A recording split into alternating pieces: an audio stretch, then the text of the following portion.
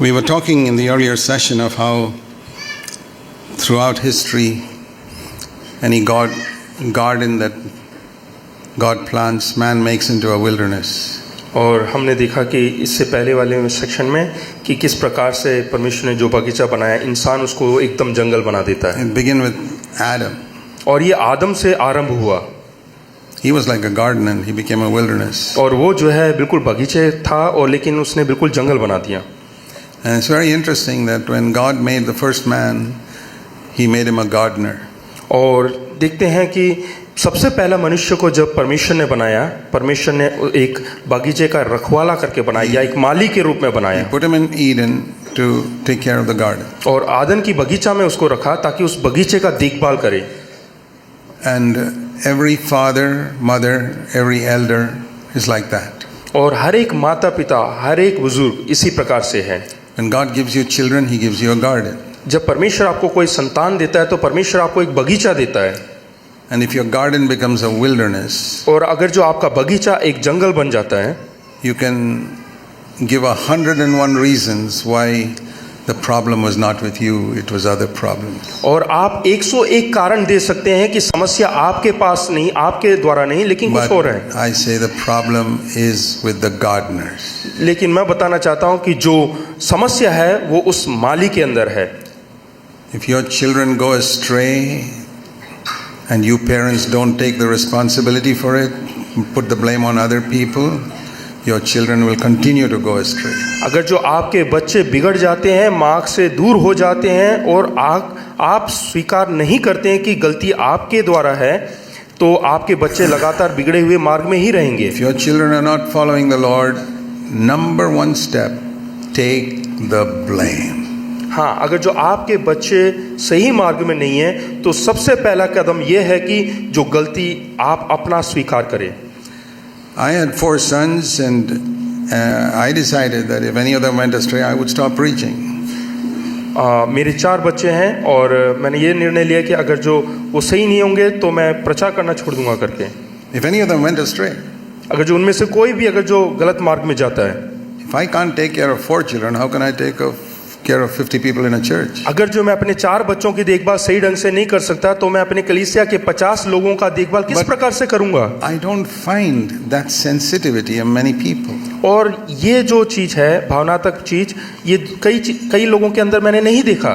And if a person is an elder in a church, अगर जो आपके कलीसिया में कोई बुजुर्ग है, he is responsible if that church is going in a wrong direction.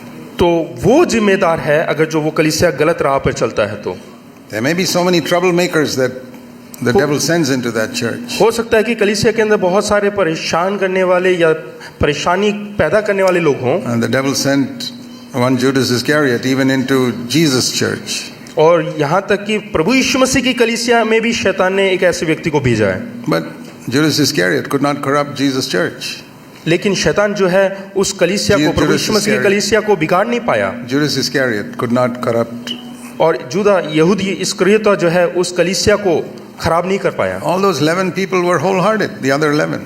हाँ, लेकिन जो बाकी 11 थे वो पूरे हृदय से सेवा करते थे। There are enough examples in the Bible of people who stood true and preserved a testimony for God. और बहुत सारे उदाहरण है परमेश्वर के कलाम में कि क्या कहते हैं, जो परमेश्वर के लिए खड़े हुए और गवाह बन के रहे। I told you that when God brought the Israelites back from Babylon to Jerusalem, मैंने बताया है कि जब परमेश्वर ने बाबिलोन से इज़राइल में अपने लोगों को लेकर आया, they built the temple and built the walls.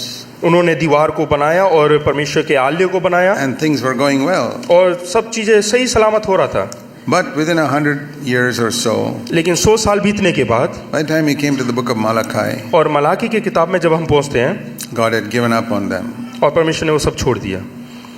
He had given up on the nation of Israel. और परमेश्वर ने उस देश को, यानी कि इज़राइल देश को छोड़ दिया। Malachi was the last prophet. और मलाकी जो है वो आखिरी भविष्यवक्ता था। There was no more hope for Israel. क्योंकि इज़राइल के लिए और कोई आशा नहीं। And 300 years later, the next prophet John the Baptist came as the forerunner of Jesus Christ. और करीबन 300 साल के बाद यूहन्ना बपतिस्मा देने वाला प्रभु यीशु मसीह से पहले होकर वो आया। But if you go to the book of Malachi, and you'll turn there in chapter 1 first. अगर जो मलाकी की किताब हम पहला अध्याय देखें, you'll see that the reason why God was fed up and disgusted with the nation of Israel. वहाँ पे हम उस कारण को देख सकते हैं कि क्यों परमेश्वर इस इज़राइल देश से परेशान हो गया और छोड़ दिया। And as I said, we have to learn lessons from the failures of churches and Israelites. जैसे कि मैंने आपको पहले ही बताया कि हमें जो इतिहास में हुआ विफलता है, पराजय है, उससे हमें सीख लेना चाहिए। So here, Malachi chapter 1. Malachi की किताब पहला अध्याय। What is the thing that God puts as a charge on Israel, against Israel? और इज़राइल के विरोध में परमेश्वर ने क्या दोष लगाया? Malachi 1 verse 6. मलाकी पहला अध्याय उसका 6वां A वचन। son honors his father and a servant his master. If I am your father, where is my honor? तो यहाँ पे लिखा है, पुत्र पिता का और दास स्वामी का आदर करता है। यदि मैं पिता हूँ तो मेरा आदर If मानना I am a कहाँ, master, where is my respect? और यदि मैं स्वामी हूँ तो मेरा भय मानना कहाँ। Today God is not our master, He is our father. और आज अगर जो देखे तो परमेश्वर हमारा स्वामी नहीं, लेकिन वो हमारा पिता है। And if He is our father, He says, where is my honor and where is the respect you should give me? हाँ, और अगर जो वो हमारा पिता है तो परमेश्वर हमसे पूछ रहा है कि मेरा आदर कहाँ है जो हमें उसके But प्रति देना चाहिए। You despise my name. और हमने उसके नाम को जो है अपमानित किया है। And the priests were so ignorant, they say, how have we defiled you? How have we despised your name? Verse 7. और यहाँ पे याजक जो है बिल्कुल ऐसे नादान बने हुए हैं, वो पूछ रहे हैं कि किस प्रकार से हमने तेरा नाम का अपमान किया है। Now listen to the answer the Lord gives. यहाँ पे देखिएगा फिर परमेश्वर क्या जवाब दे रहा है This is how you dishonor me. कि इस प्रकार से तुमने मेरा नाम का अपमान किया And है। this has got a lesson for our time. और ये हमारे समय में भी हमें इससे शिक्षा या सीख लेना चाहिए। This is why God rejected Israel. इसीलिए परमेश्वर ने त्याग दिया And इजरायलियों this is को, why God rejects many churches today. और इसी कारण से परमेश्वर आज कई कलीसियाओं का भी तिरस्कार कर This रहा है। is why God rejected Israel and said we got to start something new.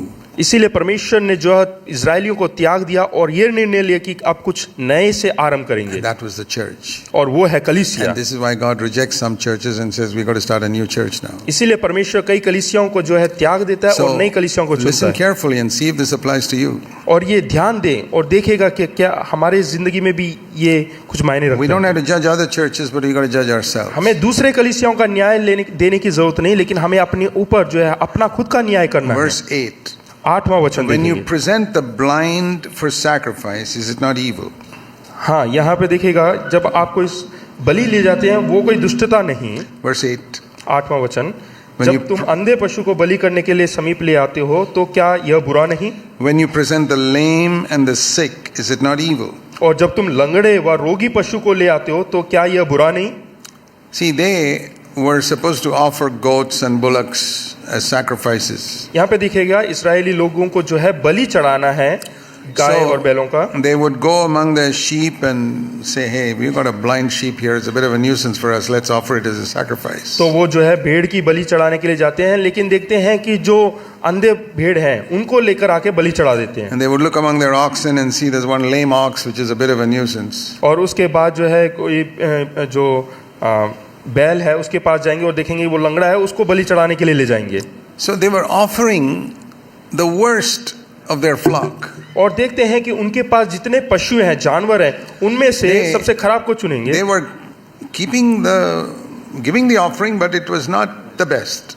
वो भेड़ तो चढ़ा रहे हैं, बलि तो चढ़ा रहे हैं, लेकिन सबसे बढ़िया वाला बलि नहीं चढ़ा रहे। And he said, will you offer something like a gift like that to your governor? तो वहाँ पे बोल रहे हैं कि क्या तुम्हारे जो सरकार है उनको क्या आप ऐसा तोहफा देंगे? Would you offer a governor a gift which is defiled and spoiled? क्या आपके जो गवर्नर हैं उनको क्या आप इस प्रकार के लूले लंगड़े जानवरों को देंगे बलि भेंट के रूप में? Would he be pleased with you? क्या वो आपसे प्रसन्न होगा? Then how do you offer such things to me, God says. तो एक परमेश्वर होने के नाते आप मुझे इस प्रकार का भेंट कैसे दे सकते You know, हैं? there was a law in the Old Testament that the priest had to examine the offerings to see if there were any defect in it. और एक ऐसा आज्ञा भी परमेश्वर ने दिया हुआ है कि जो याजक है उसको पशु की जो है सही तरीके से जांच लेना है कि उसमें कुछ खोट तो नहीं। The priests were also corrupt. They accepted all these defective offerings. और देखते हैं कि याजक भी भ्रष्ट हो चुके हैं, वो इस प्रकार के बलि वस्तुओं को ले And लेते, स्वीकार कर लेते थे। he says, I wish some of you would shut the gates that you don't accept such offerings. Verse 10. हाँ, और वचन में लिखा 10 में लिखा है कि तुमने मंदिरों के किवाड़ों को बंद कर दिया है करके, because I will not accept this offering from you. क्योंकि मैं इस प्रकार के बलि वस्तु So, तुमसे नहीं he's लूंगा, telling the- ग्रहण नहीं करूंगा। Telling the priests, close the doors of the temple. Say, we इसलिए don't want anymore. याजकों से कहता है कि किवाड़ों को, जो आलय है, मंदिर है, उसका किवाड़ों को बंद करो, क्योंकि मैं इस प्रकार का भेंट स्वीकार नहीं करूंगा। Finally close down the entire Jewish system. और उसके बाद पूरे यहूदियों का जो प्रथा है उसको बंद कर डाला। He says, now I'm going to do something new. और उसके बाद वो बोलता है कि मैं कुछ नया करूंगा। Verse 11. 11वां वचन, You Israelites think that you are the only ones whom God is going to use. और तुम इस्राएली लोग ऐसे लोग हो जो सोचते हो कि केवल परमेश्वर तुम ही को ही But उपयोग में ला सकता I'm है, not going to use only you. लेकिन मैं केवल तुम्हें ही नहीं उपयोग में ला सकता। These priests don't shut the door on you. I shut the door on you. अगर जो याजक लोग द्वार नहीं बंद करते हैं तो मैं द्वार बंद करूंगा। I mean, that applies to elders today. और यही हमारे बुजुर्गों के लिए भी जो है उपयोग में आता है। We have to shut the doors against people who come and bring this type of third-rate offering to God. और इस प्रकार के नीचे छोटी जो भेंट लेकर आते हैं उनके लिए हमें द्वार बंद कर देना And the चाहिए। Lord says in verse 11, from the rising of the sun to the setting, that means all over the world, यहाँ पे लिखा है उदयाचल से लेके अस्ताचल, यानी कि पूरा संसार, in all the nations, not only Israel, my name is going to be great. कि केवल इस्राएल में नहीं लेकिन पूरे विश्व भर में मेरा नाम ऊंचा And होगा। that was a surprise to the Israelites. और ये इस्राएलियों के लिए एक अचंभा की बात है। You mean we who have been chosen nations for 1500 years, you're going to reject us? हाँ, इसका मतलब ये है कि 15 साल से जो परमेश्वर ने हमें चुना है वो क्या हमारा तिरस्कार करेगा? See, that is a feeling a lot of churches also have. और आज की कलीसिया में भी ऐसा ही सोच Yeah, है। we are the people whom God has chosen. हाँ, वो ऐसा सोचते कि हम वो लोग हैं जिनको परमेश्वर ने चुना है। You think God will reject us? क्या परमेश्वर हमारा तिरस्कार करेगा? That is exactly what the Israelites felt. और इजरायली लोगों ने भी ऐसा ही सोचा। There are many churches in the world today feel like that. और आज संसार भर में ऐसे बहुत सारी कलीसियां जो ऐसा सोच रखते हैं। We've been existing for so many years. हाँ, हम बहुत सालों से चले आ रहे हैं God won't reject us. और परमेश्वर हमारा तिरस्कार नहीं करेगा। He will.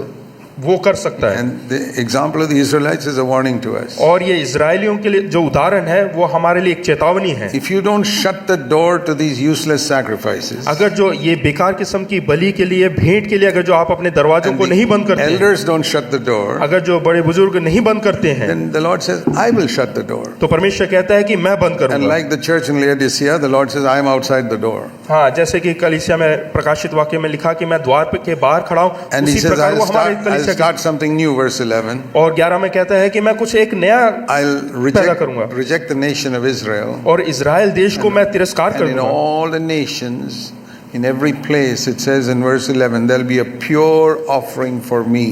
और उसके बाद 11 में लिखा है कि पूरे विश्व भर में जो है मेरे लिए शुद्ध भेंट चढ़ाई जाएगी। That's what God wants. और परमेश्वर यही चाहता है। What is the meaning of a pure offering? और शुद्ध भेंट का मतलब क्या है? That means I don't give God the things which I don't want in my life. इसका मतलब ये नहीं कि मैं परमेश्वर को वो वस्तुएं दूंगा जो मुझे मेरी जिंदगी में जरूरत नहीं है।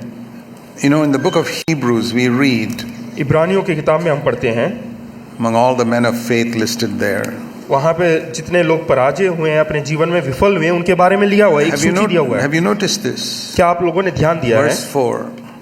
या Hebrews 11 verse 4. इब्रानियों 11 उसका 4। By faith Abel offered to God a better sacrifice than Cain. यहाँ लिखा है कि विश्वासी से हाबिल ने केन से उत्तम बलिदान परमेश्वर के लिए चढ़ाया And he obtained a testimony from God that he was righteous. और उसने परमेश्वर से गवाही पाया कि वो एक धार्मिक व्यक्ति है। God testified about his gifts और परमेश्वर ने उसके बलि के बारे में गवाही दिया through faith. विश्वास के द्वारा। And though Abel is dead, he still has a message for us in our generation. हालांकि हाबिल अभी नहीं रहा, वो मर गया है, फिर भी हमारे जीवन में उसके द्वारा एक गवाही है। He is giving a message to us. वो एक गवाही दे रहा है हमें। Who? कौन? Abel. Habil. He still speaks. वो आज भी हमसे बात करता है। Have you heard Abel speak to you? क्या आपने सुना है हाबिल को आपसे बात करते That हुए? means from the Bible. हाँ, कम से That कम means वचन में से। what he did is a message for us. क्योंकि उसने जो किया है वो हमारे लिए एक संदेश है। What we read in Malachi is the end of the Old Testament, और मलाकी में जो हम पढ़ते हैं वो है पुराने नियम का अंत। where they offered sacrifice, but it was not the best. उन्होंने भेंट तो चढ़ाया लेकिन वो किसी काम का They नहीं। gave an offering to God, but they didn't give their best. और परमेश्वर के लिए भेंट तो चढ़ाया लेकिन सबसे बढ़िया वस्तु नहीं चढ़ाई।